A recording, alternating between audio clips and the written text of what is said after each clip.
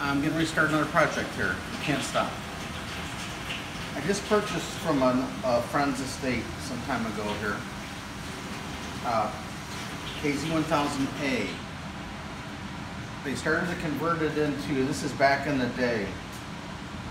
They changed it over to an LTD style motorcycle because that was a cool thing to do when 16-inch wheels were happening and everything.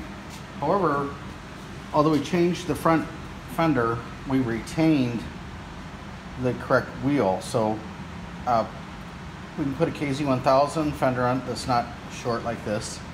We're going to see we come up with stock headlamp brackets and mount this back up with the headlight stays. See, I got the LTD style turn signal brackets on the handlebars, but I believe those are KZ1000A bars. If we come to this side of the motorcycle, you can see it's had like in a damp building because the crash bars rusted, the shifter got rusty. They put an LTD chain guard on it with a LTD body job. I'm sure you could buy that stuff cheap back in the day. But the motorcycle only has 9,043 miles on it. It's got some kind of custom grips on it. I don't know who made them, but they're pretty cool.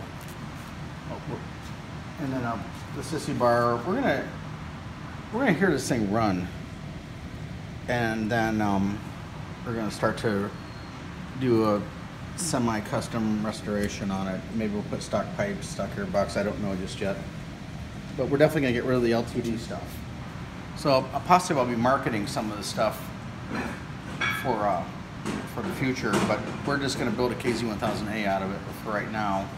Now the throttle cables are still moving, the front brake, the rear brake are seized, but all in all, we got something that's pretty cool here. So hope you like it, and we'll keep you posted on this project. This is going to be a good one.